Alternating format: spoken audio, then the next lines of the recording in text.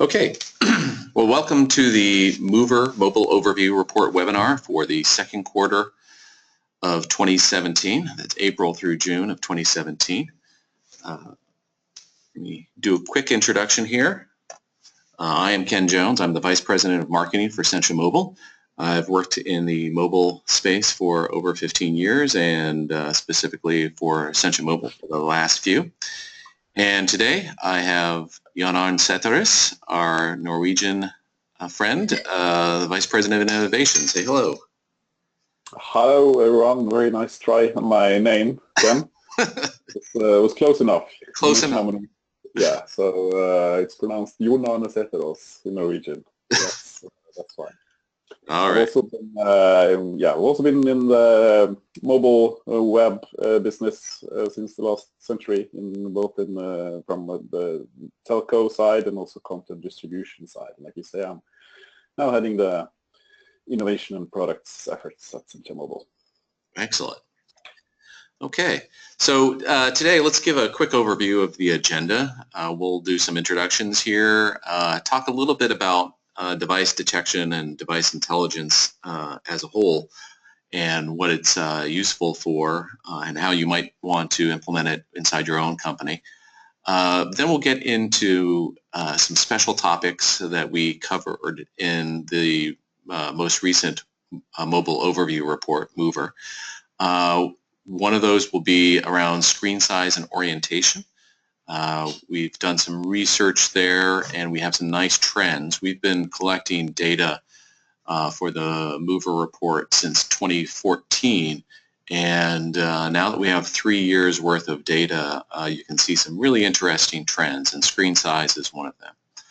We'll also look at game console browsing. It's not a huge part of the market, but it's an interesting way to look at emerging devices and the how browsing can occur on all sorts of Internet of Things devices.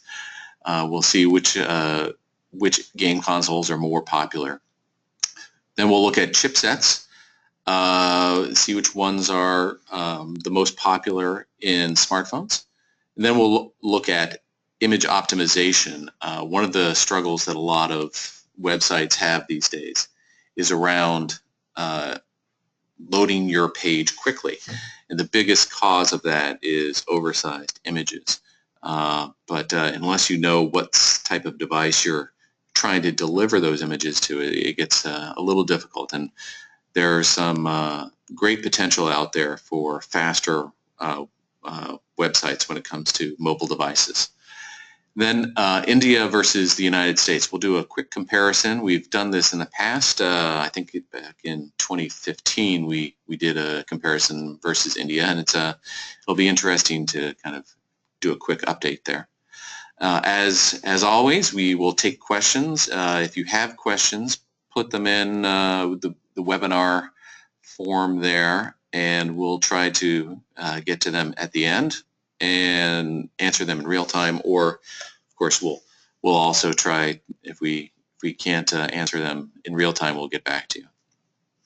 So what is device detection and how is it used? Well, device detection is the ability to, when someone comes to a website, we take a look at the user agent string that comes in the HTTP request. That's a bit technical for some people, but that's the quick and dirty explanation of how we do device detection.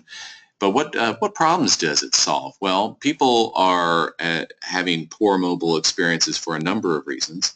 Sometimes it's because the content on the page is not really optimized for that mobile device. Sometimes it's oversized in terms of slow loading images. And then finally, you might need to, if you're a company and you've got a mobile strategy, you might need metrics to identify your success on mobile devices, whether it's your website, or if you're planning to build an app, you might want to make some strategic decisions about where to invest. And for a lot of companies, this is a $1 million question. Mobile device detection can help in all of these areas. We also have, in addition to the report that a lot of you have subscribed to and will be distributed after this webinar, we also have a MOVR visualization tool. If you sign up for an account, you can start to see in real time some of the trends that we go over here. In fact, the mobile overview report used to be much longer and in depth. We've kind of scaled it back because we felt that it would be better served if people just went to this mobile MOVR visualization tool and got real-time information. And you know, one of the most common ways people see mobile analytics is through Google Analytics. Almost 83% of people on the web use Google Analytics to measure their website effectiveness. But Google is actually relatively limited in what they can offer you. And in fact, one of the things that they fail to offer is accurate identification of specific iPhone and iPad models. But with our Wurfel.js tools, you can easily integrate those into Google Analytics and enhance those. There are other what we call Wurfel capabilities that you might want to load into Google Analytics. If you want that, the business edition of Wurfel.js is available to you. It has 20 of our most popular Wurfel capabilities that describes a number of things that are important to businesses. So if you're interested in that, there's a good blog that you can look at. Let's get into some trends. Looking at screen sizes, the smartphones have been growing over the last several years. You can see starting from 2014 to the present day and second quarter of 2017 that these screens have grown considerably. You know, at the top there, the most popular version in terms of the diagonal screen size is the 5.5 inch to 6 inch size. It has grown from 7.5% to over 43%. Now this is you know, something that almost everybody has seen. In fact, it's I remember back in 2014, people were saying, "Oh, people won't carry around phones that big." But clearly, we were wrong about that, and people are opting for it. In fact, probably the greatest decrease has been in this gray section, the 4 to 4.5 inch size, and that's all shifted to larger sizes. So it kind of appears that you know, the minimum acceptable size for people these days is somewhere around the 4.5 inch, and the preferences really are growing toward larger devices. On the tablet side, it's we see some interesting evolution in the market. I would say that there's really kind of two segments here. There's the mini segment, which is devices beneath the 9-inch diagonal screen size, and then above that, which I'll call the full size, so mini versus full. And within the full size, we've seen steady growth in the 9.5 to 10-inch size. This is a lot of the Apple devices. But interestingly enough, the largest segment, the iPad Pro and that level, really has not grown in popularity like you see on the smartphone side, with, you know, ever increasing screens being popular. There seems to be a limit to what size tablet people are willing to use. I guess if people are looking for a bigger screen, they'll just go on to a laptop or a connected larger screen. But the mini size has also stayed relatively consistent in terms of the total market, but there's been a shift away from kind of a standard there of the 7 to 7.5 inch in the blue to the green, which is the 7.5 to 8 inch. which now has 31% of the market. So that's those are kind of the three segments that we've identified: the smartphone, the tablet mini, and the tablet full.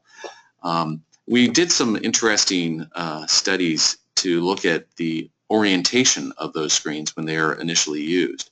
So what we did is the smartphone, those are almost 90% of the time used in a portrait mode.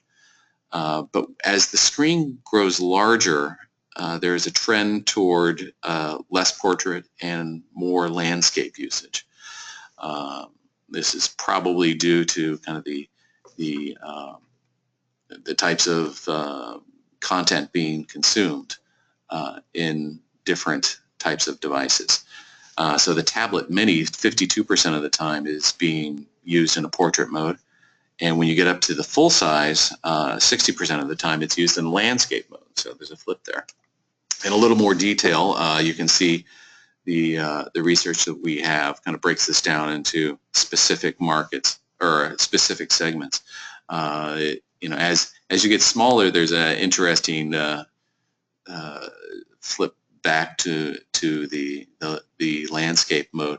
But you can see that landscape really doesn't start to come into the picture until you get to the tablet side of the world. And even as you get larger and larger in your tablets, especially kind of the 10-inch and above, almost over 70% of the time you're going to be using that in a landscape mode. If I can make a short comment on this chart. Yeah. Regarding the 7 to 8 inches. This is where the iPad mini falls in. And it's sort of a weird bump there. But we have the same, we did this report back in 2014 too.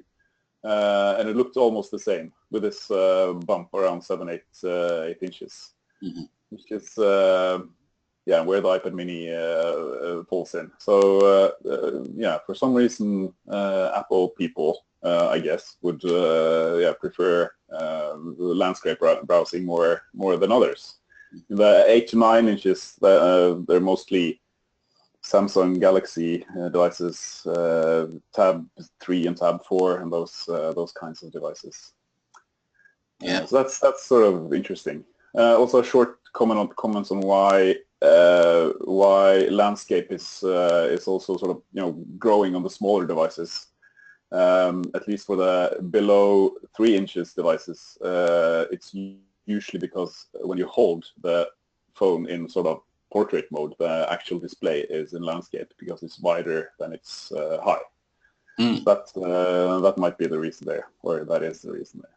Right, right. Small landscape screens, yes. We also have the ability to break that down into by brand.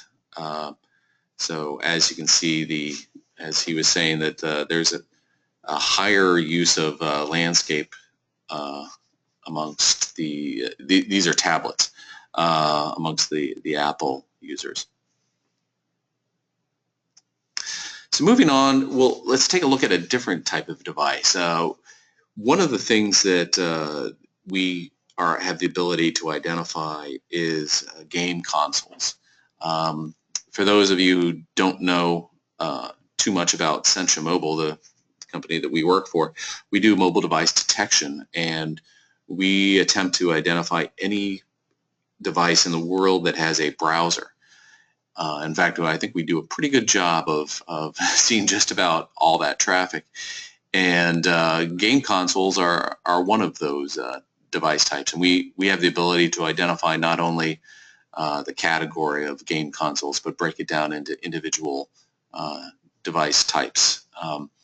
And it's a small part of the overall traffic that we see. It's less than 1% or less than 0.1%. But I thought it would be interesting to kind of take a look at this. 85% of all the game console browsing comes from these top 10 countries, and the United States is kind of the largest part of that with 43%. Some of the European countries, Canada, are in there. Japan is also in there with 2% of the overall traffic. And then just a quick sampling of some of these countries. We broke them down by the game console that is being used for the browsing. And some interesting trends appear here. The Sony PlayStation 3 and 4 actually have the highest percentage of browsing going on with them. And the Sony PlayStation 3 is actually the most popular brand in almost all the countries. But you do see that the Microsoft Xbox, specifically the 360 model, has a good share of the game console browsing in France, Great Britain, and the United States. John, are you any comments there? No, I don't think so. It's always interesting to see at the small pieces of the web, where there are actually people out there, quite a lot when you add the numbers together, that are actually browsing on a game console or a TV. So it's important to not forget that there are other kinds of browsers than just a laptop or the mobile phone. Right. And some of these devices are, even though they're kind of purpose-driven devices, they do have flexibility to do other things like browsing, that comes through in some of our research. And as the Internet of Things takes off, it's not clear that there will be that much browsing in some Internet of Things modes, but we are keeping our eye on that, and we will report on it as it comes about. Looking at chipsets, what we did is we looked at Samsung and Apple smartphones and looked at the chipsets in them. This is important. Actually, John, you're more on the developer side. You might want to talk a little bit about the importance of this, but we have the ability to identify the chipsets that are used in phones and tablets, and for people who are developing systems for cutting edge applications, this is important. John, you want to kind of elaborate on that? Yeah, and this is also why device detection in general is important. You have to know your device in order to provide the best possible user experience to your end users or customers. So by an iPhone, like you mentioned in Google Analytics, an iPhone is an iPhone. It doesn't really give you that much, but the differences internally within the iPhone family are huge. It's the difference between the newest, fanciest 8, 10 Apple chipsets and older chipsets like the A6. It's huge when it comes to video rendering and general speed, rendering speed. And VR is making its entrance into the space now. So it's really important to know as much as you can about the physical capabilities of the device too. And now, as I was mentioning, Apple, of course, it's the same thing with the Samsung chipsets. The differences are huge. They even have different GPUs, of course, because it's a board with a CPU and GPU and everything on it. So both the processing power of the CPU and the GPU is definitely important to know, both for web developers but also for native application developers. And these days, even native applications are sort of hybrids, many of them, with parts being web and parts being native. And both sides need to know as much as it possibly can about the processing power of the device in order to in order to provide the best possible user experience. Right. Yeah, and the next slide, the Apple slide. There's one. It's very clear here, clearer than on the Samsung slide, just to visualize how how old the chipsets are. When you see an iPhone in Google Analytics, you really don't know whether this is today's model or a 4-year-old model.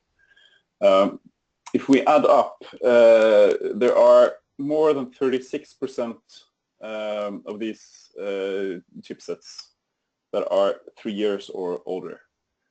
So that would be A8 to and older, 36-37%. And that's quite a bit. And the differences here, like I mentioned, they are huge. So when if you're making a online game or some a fancy web application or something, it's really worth considering to actually do optimizations for the older Apple devices, so not just treat an iPhone as an iPhone, the latest model. Great. And going back really quickly to the Samsung, there's kind of a breakdown here of which chipsets are supplied internally from Samsung with the Exynos chipsets versus Qualcomm. Qualcomm used to have kind of a huge grip on this market, several years ago in terms of chipsets. Apple has never really allowed has tried their best to stay away from Qualcomm and the patents that they have. But you can see that even within Samsung, that does have considerable semiconductor capabilities, they're still using the Qualcomm chipsets with the Snapdragons. And the 8890, or I'm sorry, is the 8890. Where's that? Oh, down here at the bottom, is used in the Galaxy S7 and S7 Edge, and even the newest phone that Samsung has come up with, the S8, actually uses the Snapdragon 835 processor. So that's that small sliver that you see there. So it's you can get a sense of market share to some extent through looking at these chipsets. And in that regard, talking a little bit about blockbuster phones, let's give a quick update on the Samsung Galaxy family, specifically the S8. We've been tracking this since its launch back in April, and if you look at where we are today, these numbers are actually end of July figures, not and we haven't graphed them out, but basically over the last month, the S8 is now at almost 1% of market share for all smartphones, and the S8 Plus is 0.69, which is still relatively small, but it's a good growth pattern for these two new phones, and in fact, it seems that the S8 has eclipsed the S6 Edge from 2 generations ago. Still hanging out there is this Samsung Galaxy S5, which was a big phone for Samsung. It's on a downward trend. The real question is, are these users going to upgrade soon? And if they do upgrade to a Samsung device, or do they go somewhere else? So that's the big gamble that's going on these days. Looking at image compression. So another way that, as John and I was talking about, making sure that your applications are optimized for the device that's using it. One of the largest complaints that people get when they're browsing on their smartphone or their tablet is that the pages are too heavy, they take forever to load. In fact, if you look at the average payload of a page, it's over 1.3 megabytes in images alone. That doesn't even take into account some of the JavaScript and HTML code that might be coming along with it. So it's not surprising that, given bandwidth that might be a little constrained from the mobile network, that it's not a good mobile experience. What we did is we took a look at 314 different e-commerce sites and evaluated them and said, what's the payload coming in, and if you took that image payload specifically and compressed it, reformatted it, and got it into a more efficient format and delivered it, what sort of payload reduction could you see? So of these 314 e-commerce sites, on average, about 1.3 megabytes was the original payload. About 20 images on that page. Some of them were hero images, some of them were smaller. And if you compress those in a way that wouldn't necessarily degrade the user experience on a mobile device, because you would know the size of the screen that you're looking at. It's a device-aware type arrangement. You can take that 1.3 megabytes down to only 290K, which is a decrease of about 78%. And this indicates that there's a huge potential to improve the user experience through these sort of image acceleration and image optimization solutions. Gunnar, do you want to add anything there? No, I can tease a little bit. Of course, we offer the image engine, image optimizing CDN. We're about to, or it's coming up, a new launch of image engine, which is able to reduce the payload even more. Mm-hmm. We've done some significant improvements there. Which is good, because the latest numbers from HTTP archive also now shows that it's actually 1.7 megabytes of image transfer. So it's growing on the web, and it needs fixing. So that's the purpose of the image engine CDN. And there's actually, a lot of this is resizing, but a lot of it also is reformatting from, everybody thinks of a JPEG, but there's alternatives there that are more efficient these days. The WebP format, if you're using a Google Chrome browser, and John, do you want to talk about some other formats that might be acceptable, or? Yeah, there are a few formats in addition to the good old JPEG out there, which is the most common format used on the web today. WebP supported by Chrome or Blink-based browsers, I should say, so both on desktop and on mobile for Chrome, Android typically. Would benefit from Android. From a WebP compared to a JPEG. So Image Engine will detect the device and detect which image format is the best for this particular device, and convert an optimized image and serve it back. For other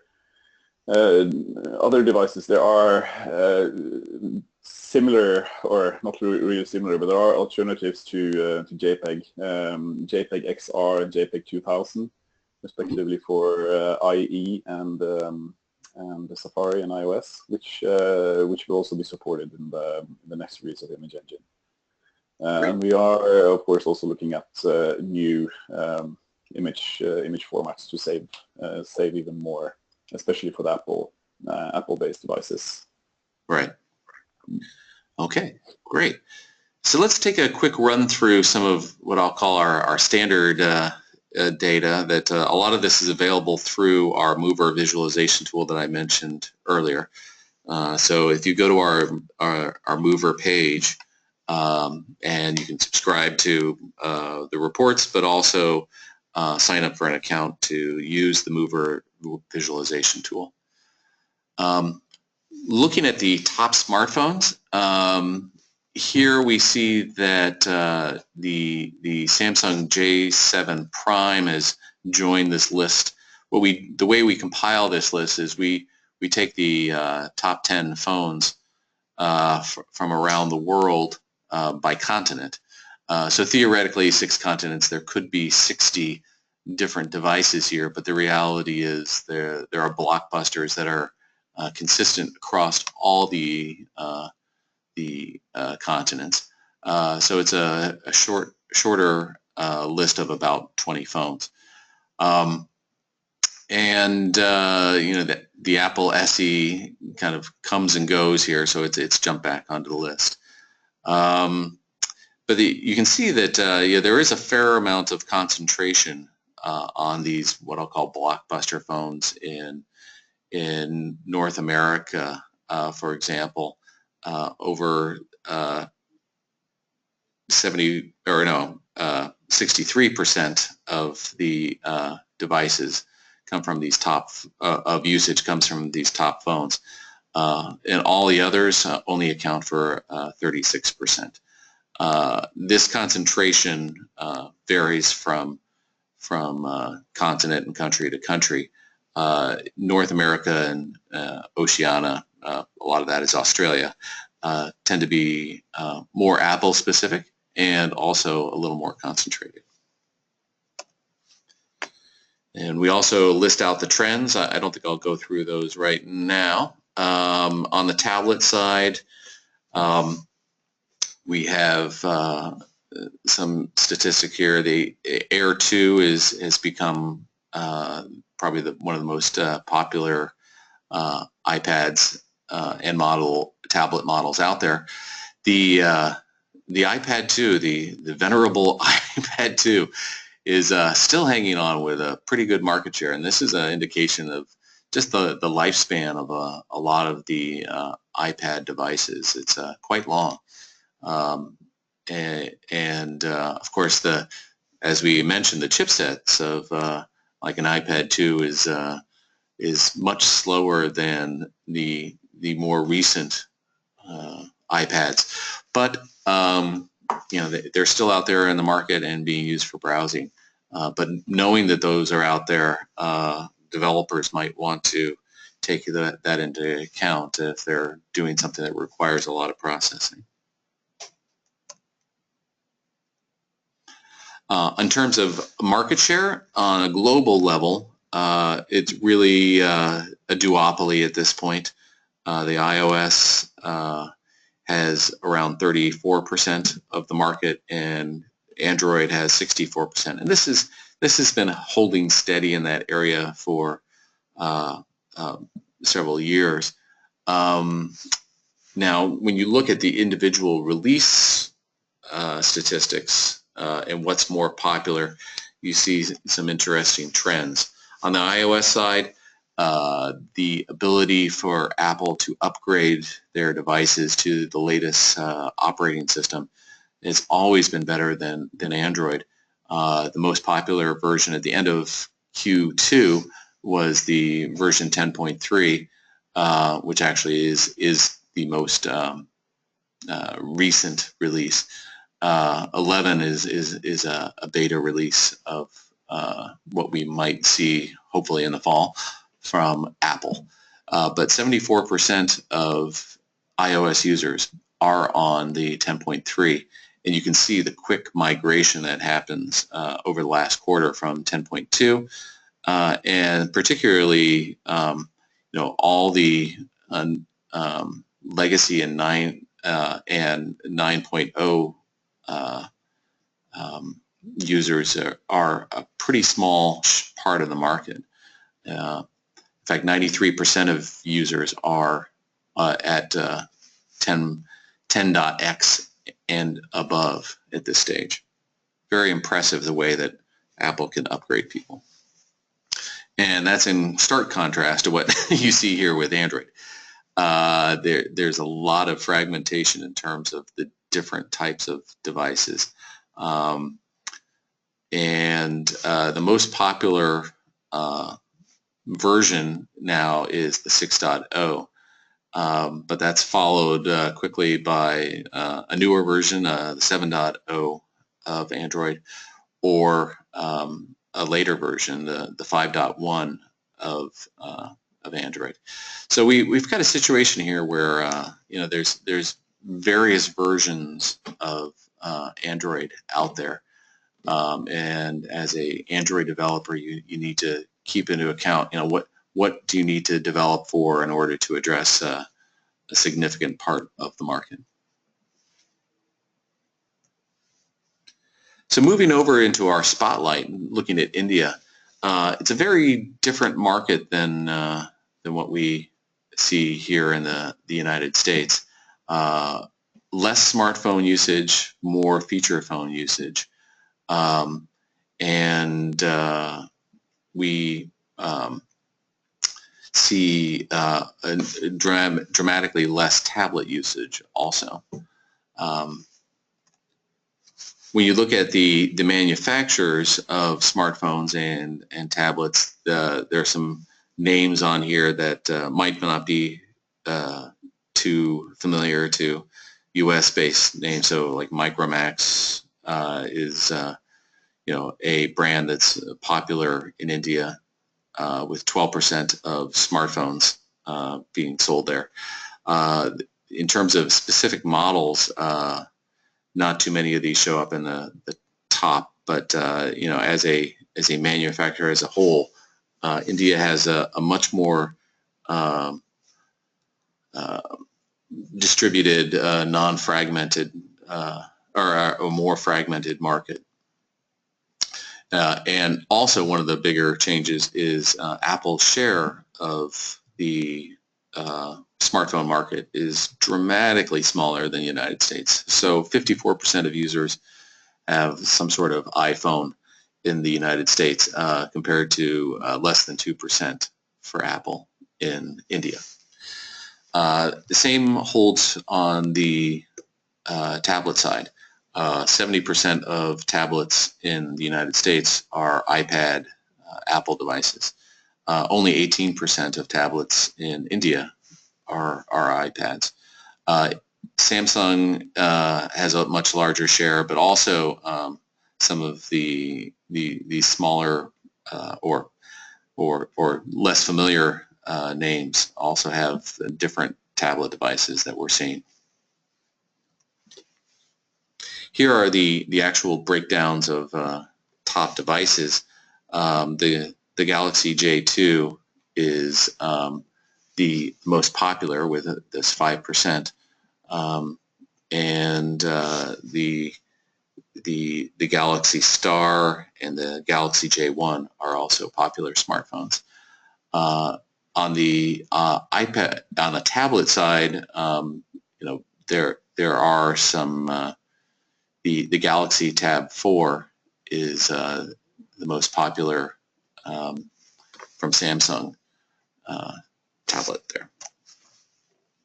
And then on the operating system side, as I mentioned, kind of the split and difference in the iOS versus Android is probably the largest difference in the market. That iOS is around 2% of the overall market, and Android is much larger.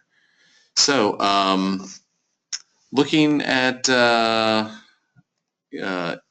questions at this point, let me move over here and see if anybody wants to pose any questions. Go ahead and type it in.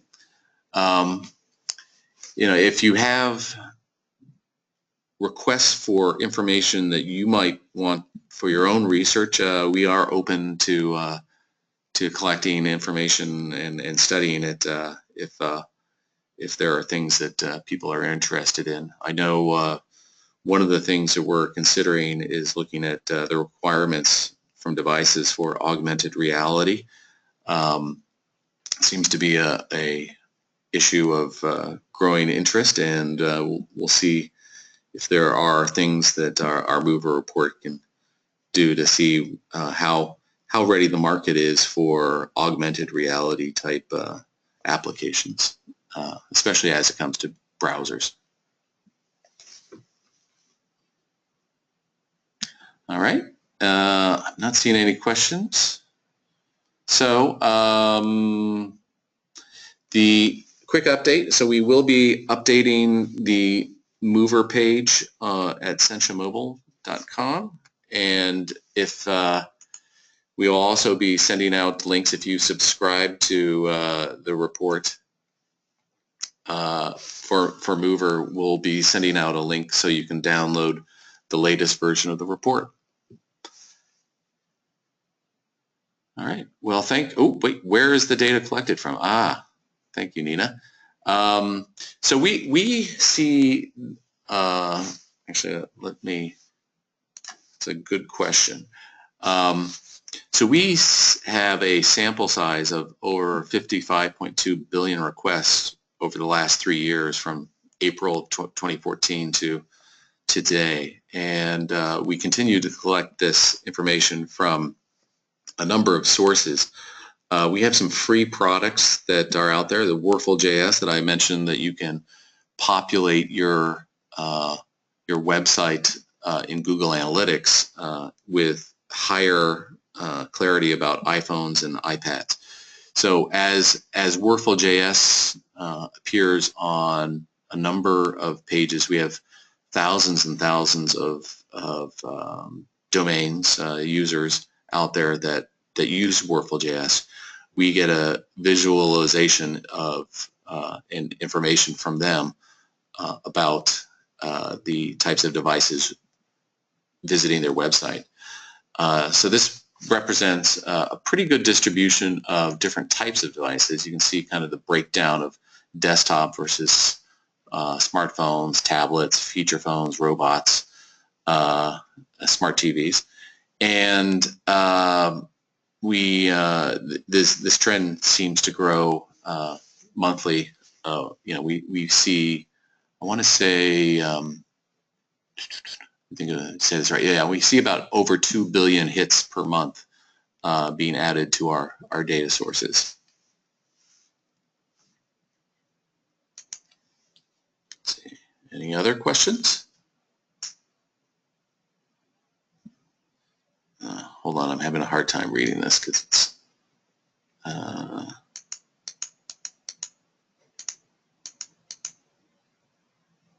where's the data from? Do you support business plans that provides more metrics for startups who are beta testing?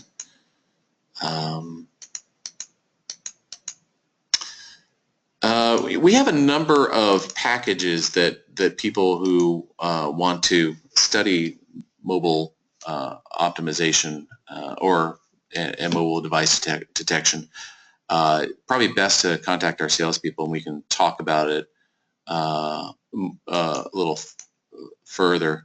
There's various ways you can collect this type of information for yourself. A lot of the information that we provide through the MOVR report is free. If you want more timely information for various purposes, we have a number of investment companies and consulting companies who work with us to study real-time information, and that's very useful to them. So yeah, it's best just to get in touch with us and we'll have a fuller discussion.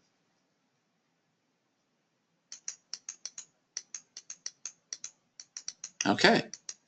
Well, thank you, everybody. Feel free to contact us via our website, and we'd love to hear feedback from people about the MOVR report, suggestions for future research, and look forward to seeing you in a couple of months.